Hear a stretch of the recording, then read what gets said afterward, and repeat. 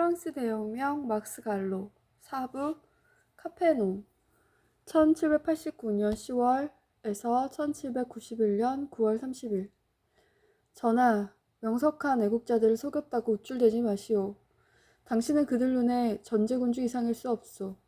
왕들의 어리석은 행위는 스스로를 다른 사람들보다 본질적으로 우월한 인간이라 믿는 것이었소. 그들에게 심지어 하늘이 자신들을 다스리는 자로 만들었다고 주장하는 광기마저 있소. 장폴 마라 민중해법 1790년 12월 20장 1789년 10월 마지막 주에 루이는 이제 그가 지내야 하는 튠트리 궁을 이리저리 돌아다녔다. 밖으로 나가 정원을 굽어보는 테라스에서 몇 걸음 걸어보기도 했다. 마리 앙뚜아네트와 왕세자는 벌써 그곳에 있었다. 여자들과 국민방위대, 장색 등 탐욕스럽고 욕심에 가득 찬 백성이 그들을 불렀다. 백성들은 외치고 으르렁대고 욕을 했다. 그리고 여자들은 왕비에게 모자의 리본과 꽃장식을 달라고 요구했다. 왕비는 그렇게 해주었다. 매일 그랬다. 백성들은 지치지 않았다. 그들은 바라보고 감시하고 말을 걸고 위협하고 또 환호하고 싶어 했다. 루이는 이 궁전이 마치 좌초한 배, 약탈자들이 주위에 어슬렁거리며 나타나는 난파선의 잔해 같다는 느낌이 들었다. 근위병들은 국민방위대로 대체되었다. 루이는 자신을 걱정하지는 않았으나 왕비와 왕세자는 걱정했다. 루이는 아이가 엄마 팔에 숨는 것을 보았다. 아이가 말하는 것도 들었다. 엄마, 여기는 너무 고약해요. 마리 앙뚜아네트가 대답했다. 루이 15세께서도 이곳에 사셨단다. 그러나 루이 대왕은 프롱드 난이 일어난 파리를 피해 군중들로부터 떨어지고 싶어 했기에 베르사유를 건축했다. 마라는 왕이 파리에 돌아온 것과 국민의회가 궁의 마네주 회의실에 자리를 잡게 된 것이 대혁명에서 지니는 혁명적 의미를 제대로 평가한 그를 민중의 벗에 실었다. 이것은 마침내 자기들의 왕을 소유하게 된 파리 시민들에게 축제와 같은 것입니다. 소유하다, 속박의 쇠고리, 속박의 굴레와 같은 단어. 왕은 백성으로 남아있기를 거부한 자기 백성들의 백성이 되었다. 그들은 왕궁 주변, 거기에서 난파선을 약탈하려고 준비하고 있었다. 그들은 국민의회의 회의장 특별석을 채우고 있었다. 그들은 논의에 끼어들었다. 심지어 매수된 도당들이 팔레루아야의 카페에서 돈을 받고 이런저런 법안의 표결을 맡고 이런저런 연사에게는 박수갈채를 보내도록 교육까지 받았다고 했다. 남녀 수백 명이 그렇게 자기들의 법을 마네주 회의실에 모인 의원들에게 강요했다. 사람들은 의원들이 마네주에 있소. 그러나 고개사들은 팔레루야에 있소. 라고 농담했다. 국민의회가 폭력 행위들을 처벌하기 원하자 국민의회의 방청석에서 사람들이 일어서서 항의했다. 그런 중에 알곡을 실은 마차들이 10월 20일 포브르 생땅뚜안에서 또 약탈당했고 상리스에서는 폭동이 일어나 사망자 24명을 냈다. 브리소는 프랑스 애국자의 기사를 실었다. 여전히 굉장히 많은 무리에게 둘러싸인 빵가게 주인들의 가슴 아픈 광경을 보게 된다. 10월 21일 노트르담 구역의 어느 빵가게 주인 프랑수아가 매일 6번 이상 빵을 구웠지만 빵을 감추고 의원들에게 작고 신선한 빵을 마련해 주었다는 혐의를 받았다. 군중은 빵가게 주인을 보호하려는 국민방위대에게서 그를 빼앗았다. 한 여인이 시청 검사에게 외쳤다. 당신은 우리 적들이 매일 교묘히 빠져나가도록 하지만 당신의 머리로 답하게 될 거예요. 사람들은 프랑수아를 끌고 갔다. 그는 그를 그레브 광장에서 가로등에 매달고 머리를 잘라서 말뚝 끝에 달아 길거리로 끌고 다녔다. 바이인은 파리 코민의 이름으로 국민의회로부터 집회를 해산할 수 있는 계엄령을 표결하겠다는 약속을 얻어냈다. 붉은 깃발들이 모든 길거리와 교차로에 내걸릴 것이다. 그중 하나는 시청의 대형 창문에 걸릴 것이다. 이 신호가 내걸리면 모든 집회는 무기를 갖추고 있든 그렇지 않든 범죄 행위가 되며 무력으로 해산해야만 할 것입니다. 로베스피에르가 끼어들어 이 법에 반대했다. 백성들이 굶주려 죽을 때 그들은 무리를 이룹니다. 그러나 폭동을 잠재우기 위해서는 폭동의 근원으로 올라가야 합니다. 그는 파리를 굶주리게 하려는 음모에 대해 말했다. 그는 자유를 질식시킬 수 있는 계엄령을 비판했다. 마라는 분노하여 외쳤다. 제정신이 아니군. 붉은 천조각 하나가 군중의 분노가 불러온 결과에서 당신들을 보호할 것이라 믿소? 1789년 11월 10일과 11일자 민중의 벗에서 말하는 폭동, 폭력, 그리고 그것이 야기하는 죽음을 정당화했다. 백성이 봉기하면서 정의의 제물로 바친 적은 희생자들과 전제군주가 비참함에 몰아넣고 자기 분노에 희생시킨 셀 수 없이 많은 백성들을 어떻게 비교할 수 있는가? 자유를 되찾기 위한 현재의 혁명에서 백성들이 흐르게 한 몇 방울의 피가 루이 16세라는 자의 죄 많은 야심이 흩뿌리게 한 피의 경류에 비하면 무슨 대수란 말인가? 마라가 덧붙였다. 철학은 현재의 혁명을 준비하고 해설하고 주장했다. 그것은 이론의 여지가 없다. 그러나 근로는 충분하지 않다. 행동이 있어야 한다. 그러므로 우리는 모든 것을 봉기에 비치고 있다. 그는 일시적인 소요로 인한 몇몇 개인적인 희생자들의 불행만 보고 수세기 내내 억압받고 학살되어 온 우리는 잊은 다정다감한 마음들을 비웃었다. 그는 백성들에게 아편을 주는 이들에게 대항하도록 백성을 깨우기 위해 그들의 상처에 질서를 붓고 싶어 했다. 그리고 계엄령은 공공안녕의 적에 의해서만 제한될 수 있는 것이었다. 이 폭동 옹호는 바이이와 파리코민의 몇몇 지역에 충격을 주고 빈축을 샀으며 걱정을 불러일으켰다. 바이이는 민중의 벗을 인쇄기를 압수하도록 했다. 마라는 체포되기까지 했으나 라파에트의 개입으로 거의 즉시 석방되었다. 이러한 일은 이제 새로운 시대가 들어섰다는 것을 모두가 알았고 타오르는 서로의 야망으로 정치적 대립이 심화되었기 때문이었다. 새로운 체제를 조직하는 것이 문제였지 인권선언과 헌법의 주요 조항들에 만족하는 것은 문제가 아니었다. 국민의회에서 언급되는 문제마다 의원들의 의견이 갈라졌다. 사람들은 미라보에 대해 걱정했다. 사람들은 그가 라파에트를 만났다는 것을 알았다.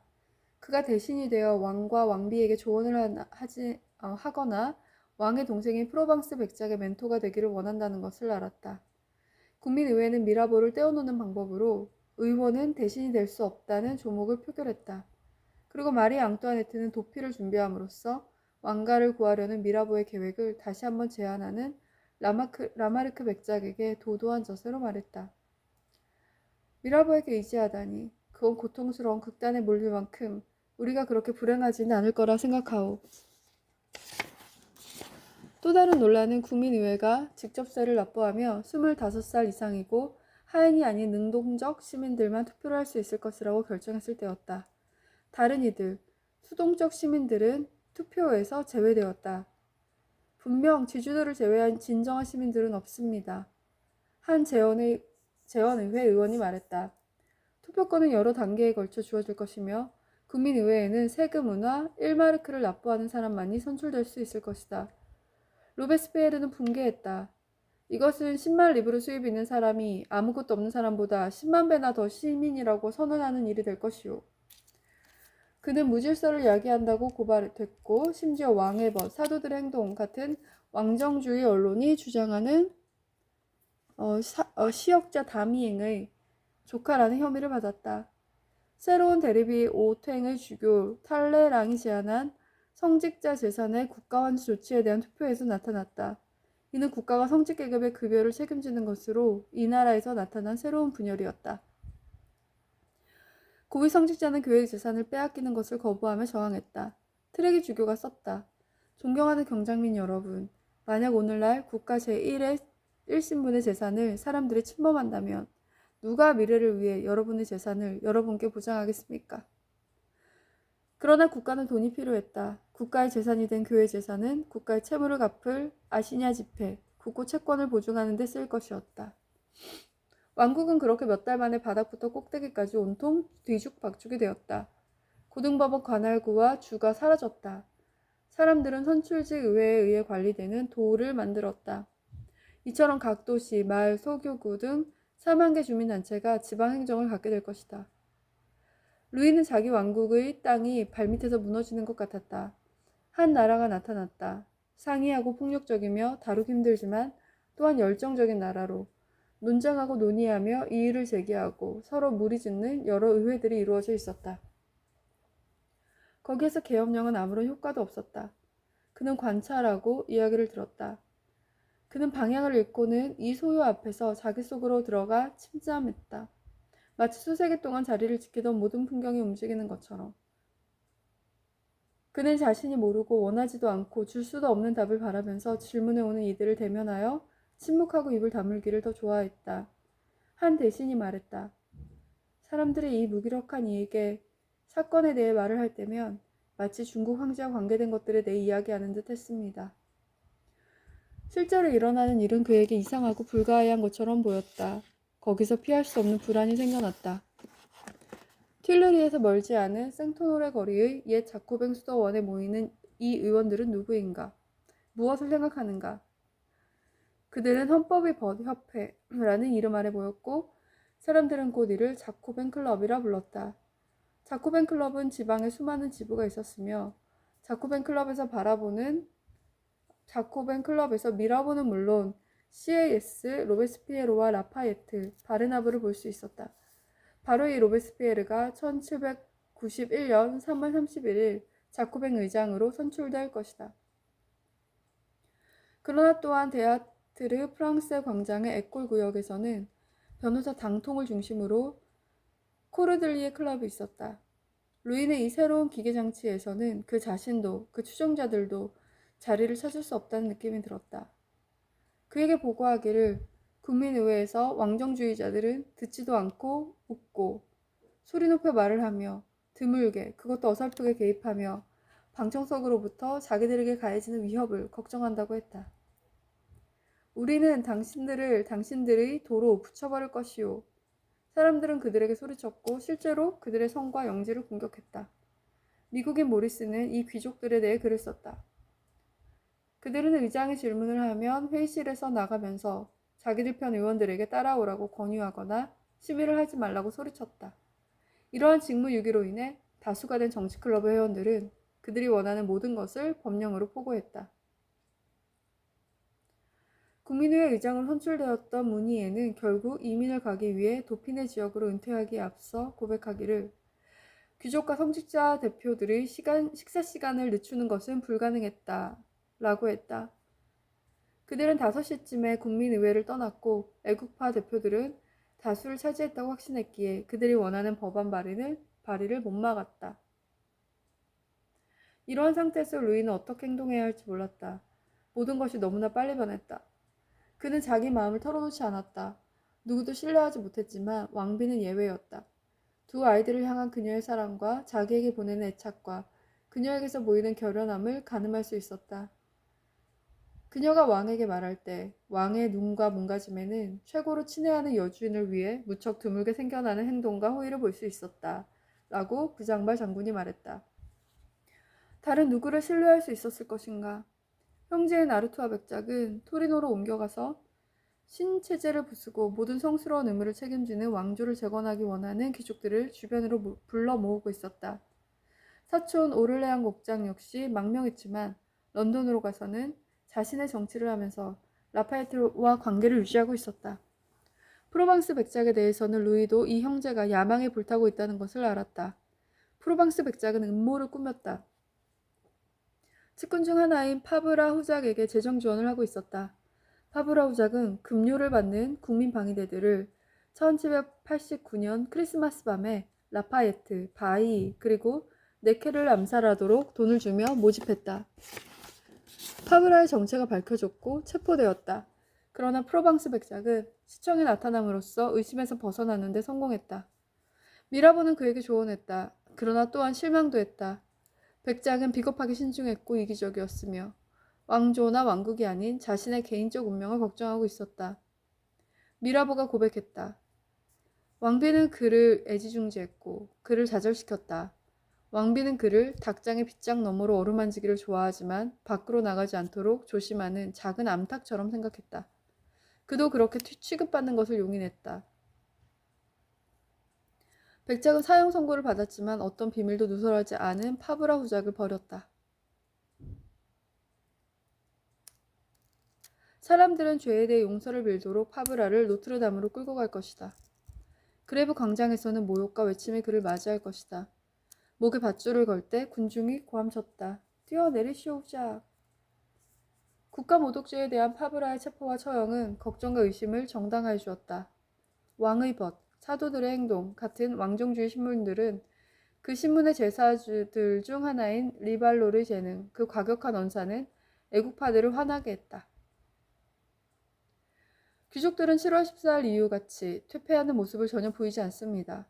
여전히 어떤 야비한 행동들을 꾸미고 있는 것 같습니다. 라고 롤랑 부인이 지적했다. 그녀는 상업과 제조업 총감독관의 애국심이 넘치는 부인으로 남편도 애국주의 살롱을 열고 있었다. 왕비의 측근으로 왕의 메스 도피를 준비했다고 고발된 징세청부인 오자르가 체포되었다. 사람들은 그의 무죄 석방에 대해 부장발 장군의 무죄 석방 때처럼 분노했다. 지방에서는 귀족들의 집회, 고등법원의 의원들과 고위 성직자들의 항의 모임이 보고되었다. 내전에 대한 생각이 머릿속에 있었다. 하나님께서 일이 더는 멀리 가기를 원치 않으셨다. 라고 출판업자 리오가 썼다. 비참함과 흉작에 대한 공포가 언제나 하층민들을 짓눌렀다. 종종 도시 남성 인구의 60% 이상을 이루지만 도시의 삶에서는 소외된 이 수동적 시민들은 CAS가 묘사하듯이 일하는 기계에 지나지 않는다고 느끼고 있었다. 육군과 해군에는 귀족 장교들과 점점 더 부리기 힘들어지는 사병들 사이에 충돌이 생겼다. 툴롱에서 알베르 드 리옹 제목은 삼색 목표를 착용한 수병들의 체벌과 부대 간 발포라는 협박성 명령을 했다. 폭동이 일어났고 제독은 투옥되었다. 로베스피에르는 조국의 수호자들을 향해 군사들을 무장시킨 이 제독을 비난했다. 그러나 툴롱 도의회는 제독을 찬양했다. 선한 시민이여, 계속해서 진정한 권리에 대해 국가를 깨우쳐 주시오. 이 비루하고 무지한 사람들의 의견에 용감히 맞서시오. 그렇게 1789년 말에는 충동이 매일 일어났다. 12월 5일 뱅생숲과 블로니우스숲은 땔감이 부족한 파리 인근의 마을 주민들에 의해 황폐화되고 약탈되었다. 탄압은 혹독했다. 그러나 어떤 이들은 불의를 부르짖으며 조건의 불평등을 고발했다. 그리고 마라가 불을 지폈다. 그는 위협했다. 백성들이 귀족들의 굴레를 부러뜨렸다면 마찬가지로 부유층들의 굴레도 부러뜨릴 것이요. 중요한 것은 그들에게 그들의 권리를 깨우쳐주는 것이며 그것을 느끼도록 하고 그들 속에 권리가 스며들도록 하는 것이요. 그러면 혁명은 반드시 어떠한 인간적 능력도 대항할 수 없게 이루어질 것이요. 이 이야기는 재산권을 존중하며 능동적 시민과 수동적 시민을 구별했던 다수 애국파들의 걱정을 불러일으켰다. 그들은 권리의 평등에 대한 지지자였지 재산의 평등에 대한 지지자는 아니었다. 그러나 그들은 여전히 애국파였고 귀족들의 음모에 대해 걱정하고 있었다. 그리고 튠레리에서 왕비는 걱정하고 있었다. 왕비를 만날 때마다 악셀 페레세는 왕가가 처한 위험에 대해 그녀에게 경고했다. 그리고 마리 앙뚜아네트는 왕에게 자신의 걱정과 불안에 대해 여기 튠레리 궁에 죄수처럼 백성들의 감시를 받으며 파리 한가운데 있으면서 느끼게 되는 감정에 대해 왕에게 이야기했다. 도망쳐야 해요. 반란 분자들이 어디까지 갈지 몰라요. 위험은 매일매일 커지고 있어요. 프랑스 대혁명 4부 20장을 읽기 마치겠습니다.